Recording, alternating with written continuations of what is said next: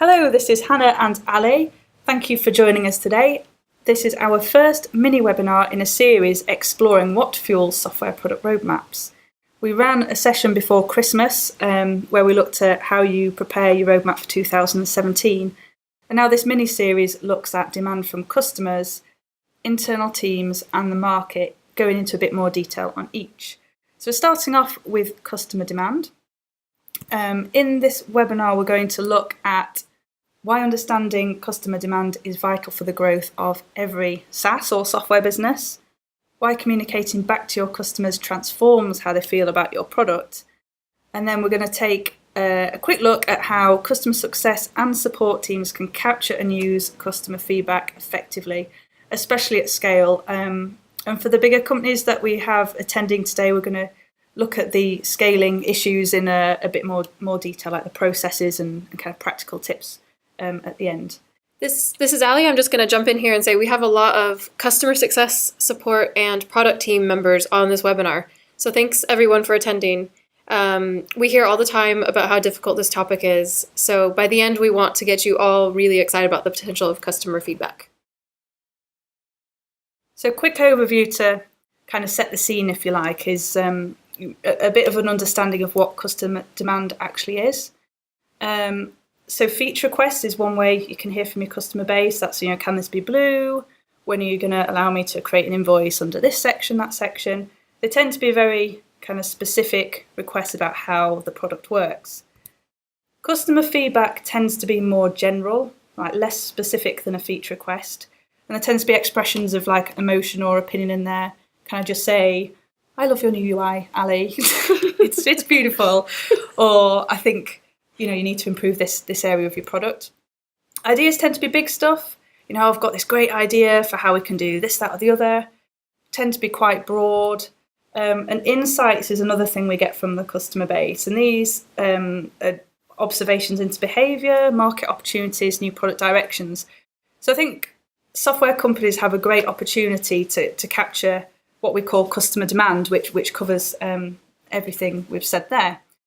And we kind of want to debunk the myth, really, that because you're listening to your customers, because you're hearing their demand, it doesn't mean you should be building exactly what they've asked for. So Henry Ford was quoted as saying if he asked his customers what they wanted, they would have asked for a faster horse instead of a car.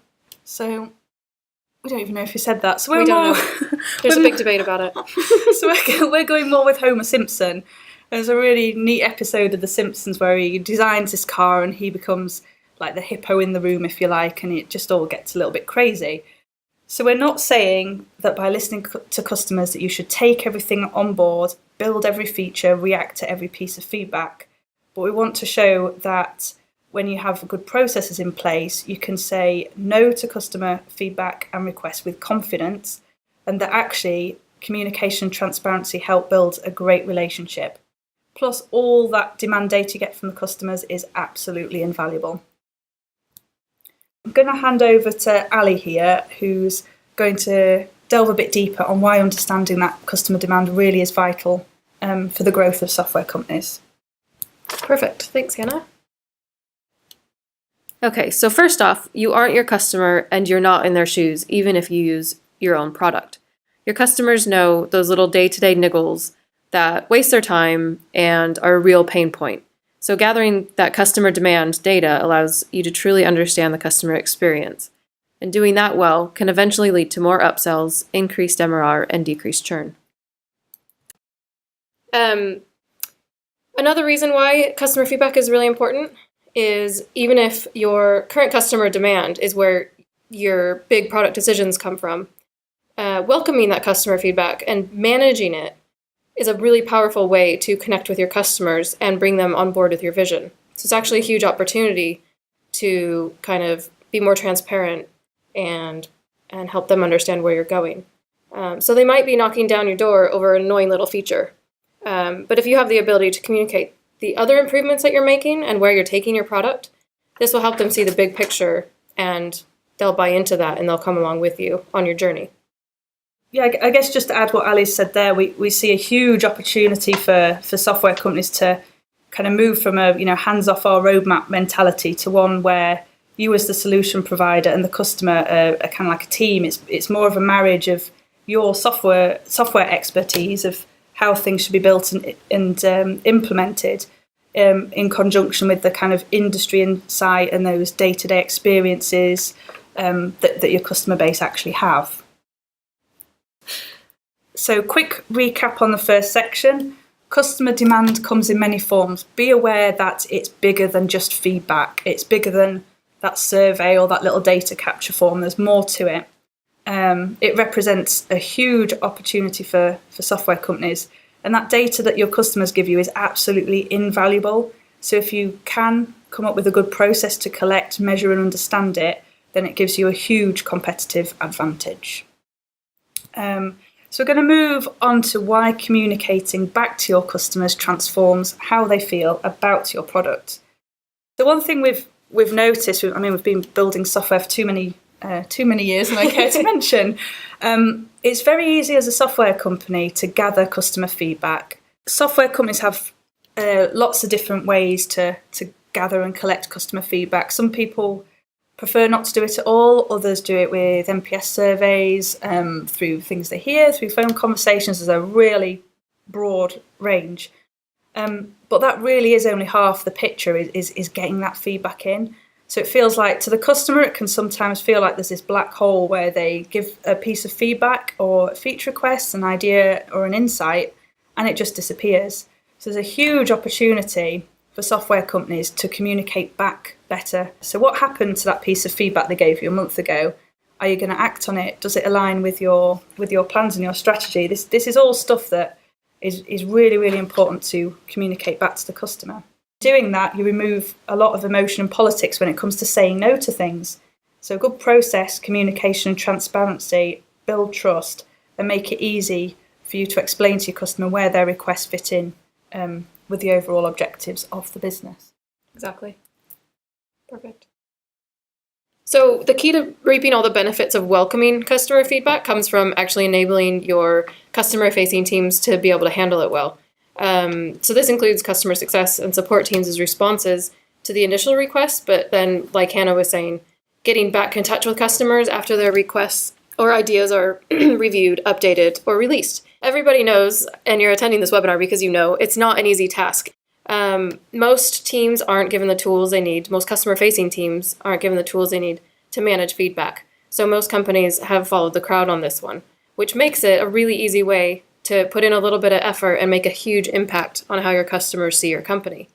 I've heard from various different colleagues in customer success and support that there's many different ways of handling it, but a lot of times it just kind of ends up in their own personal database or spreadsheet.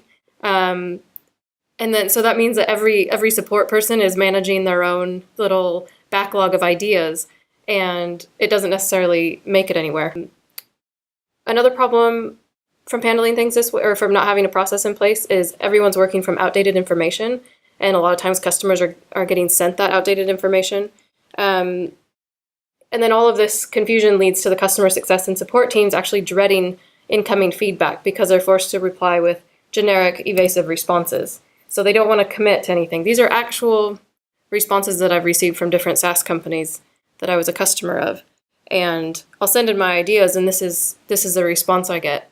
So if a prospect wants a feature from you, all you have to do is keep track of that, and then you can reach out later in the future if you've built that. And that's something. It seems a little thing, but that's something that actually it does get you a lot of customers.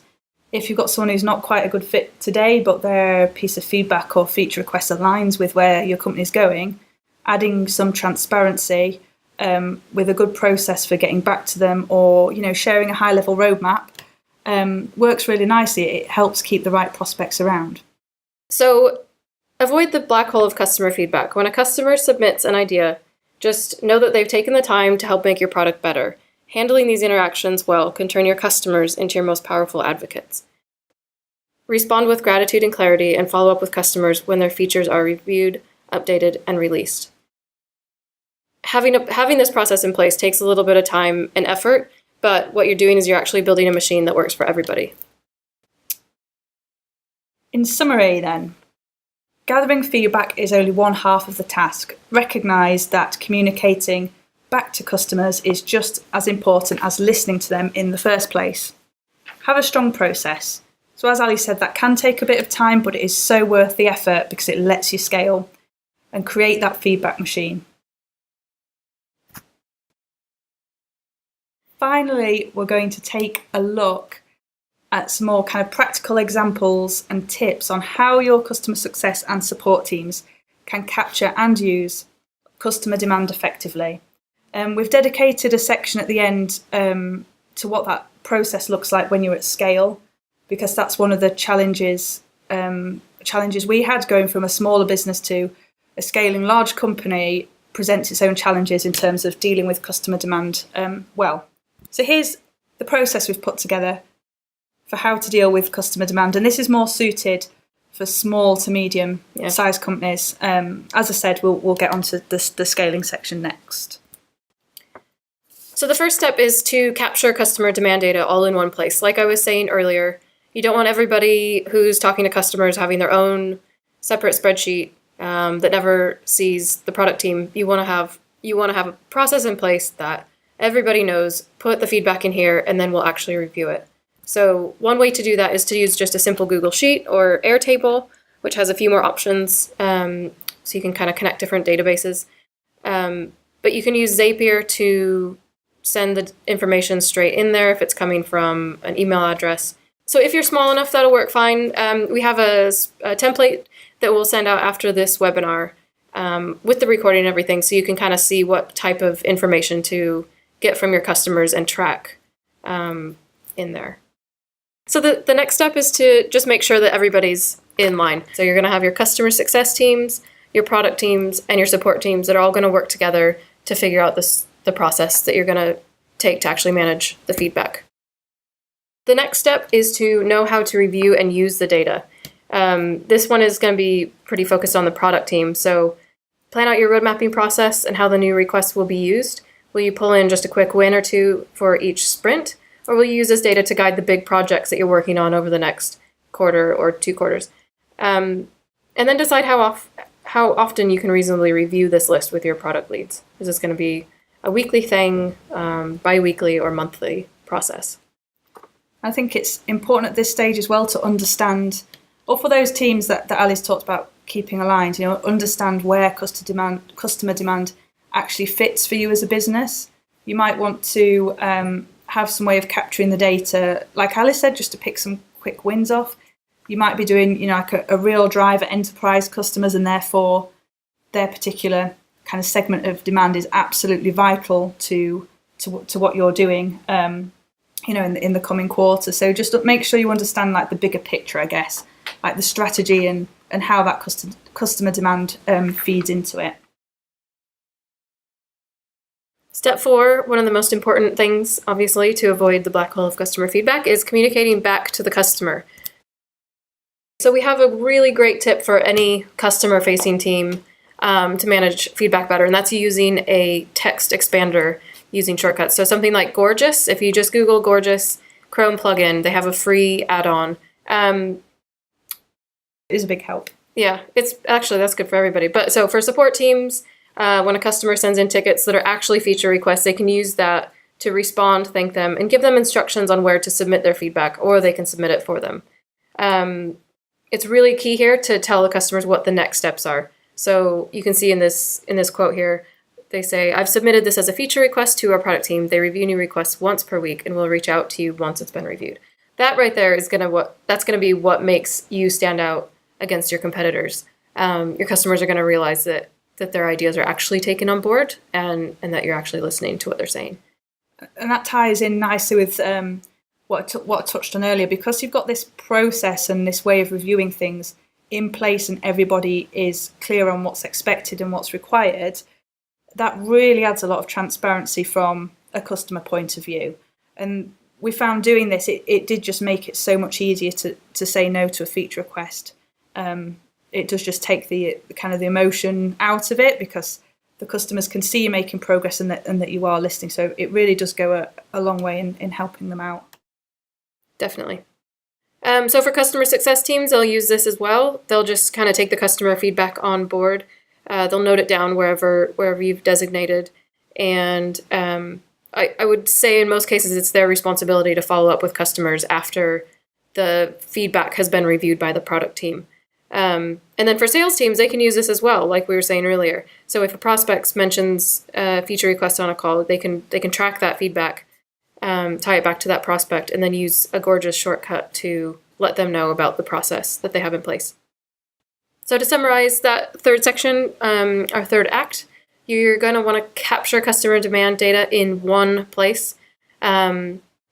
Agree on a process internally and get your product, customer success, and support teams aligned on what the process is.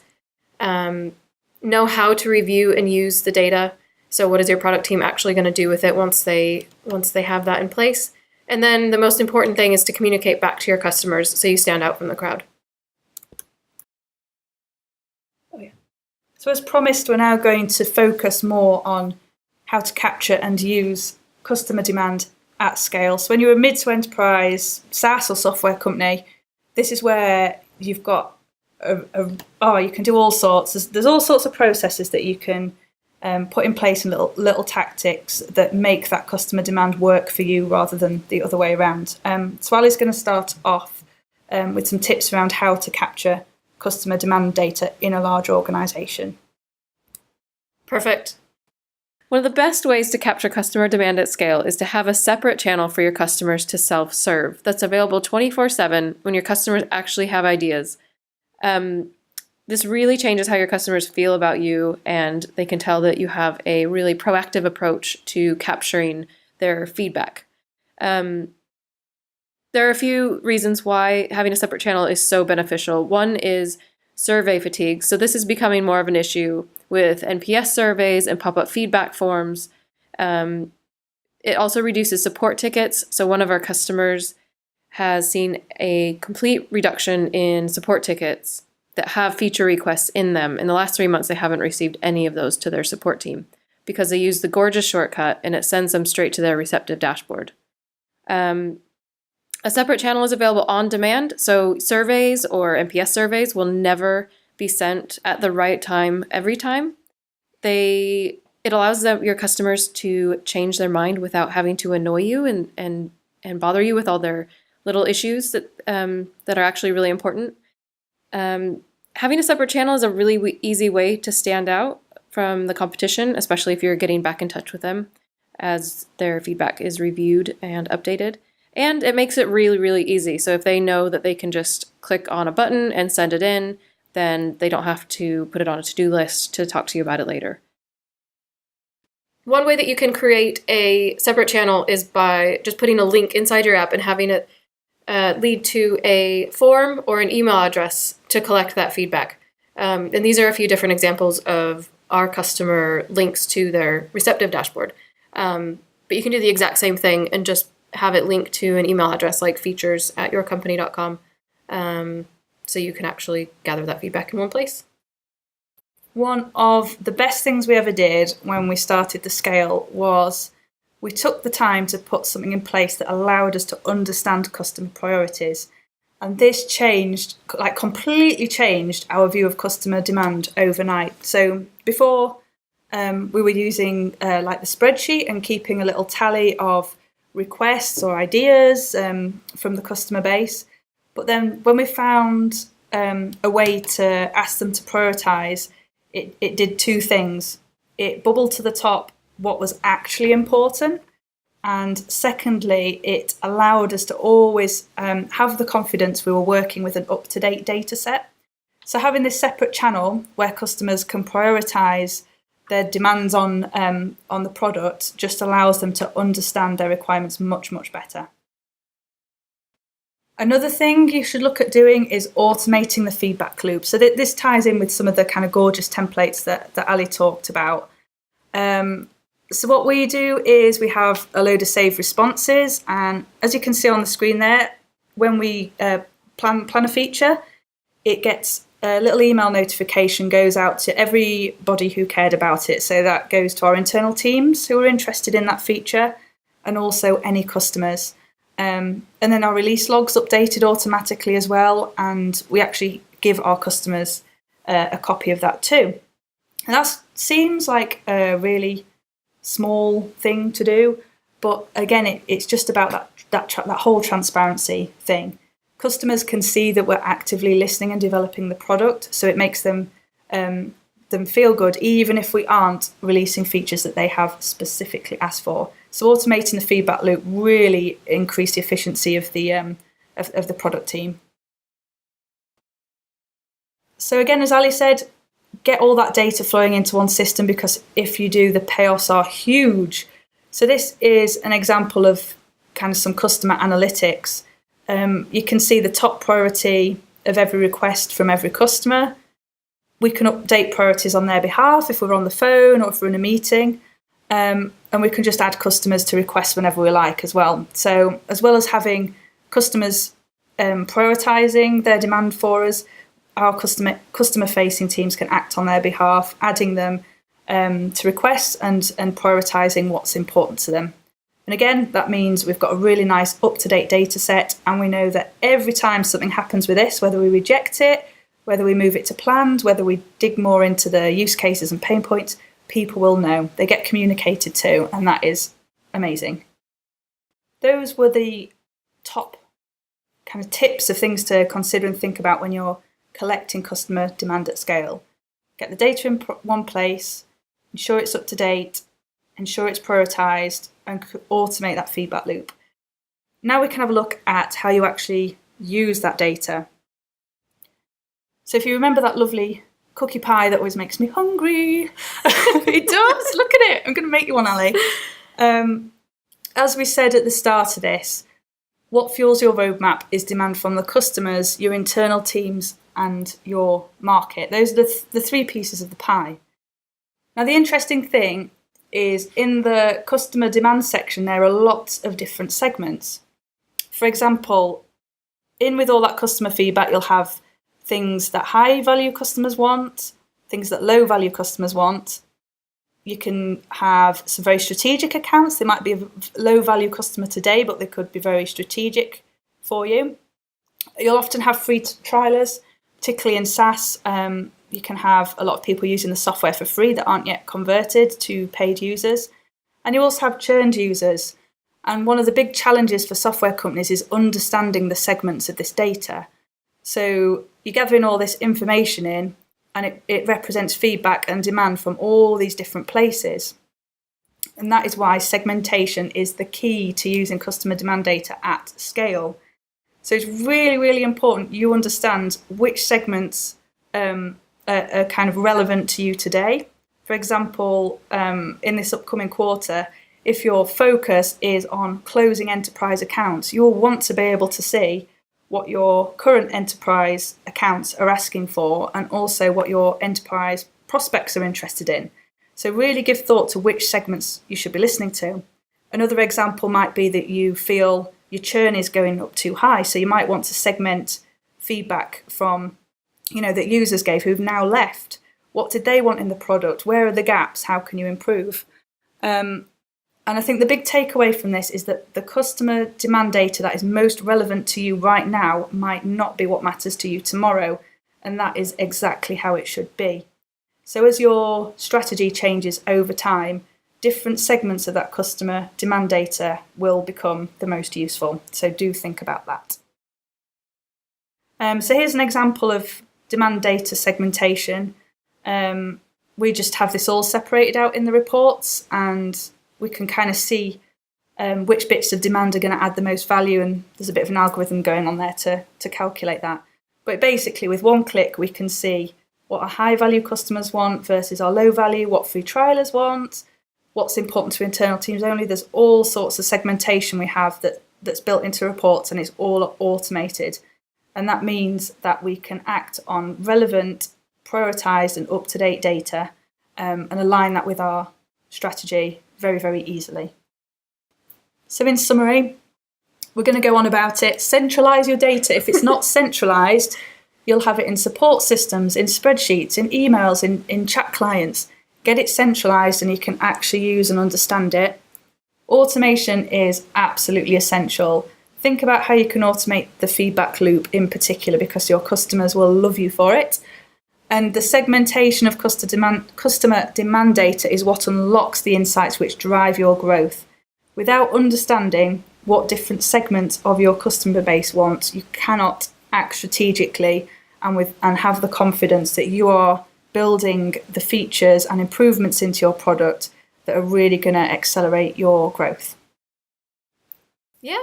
Okay, so we'll be taking your questions. So we have a few that came in over the course of the webinar, so we'll be jumping into those now.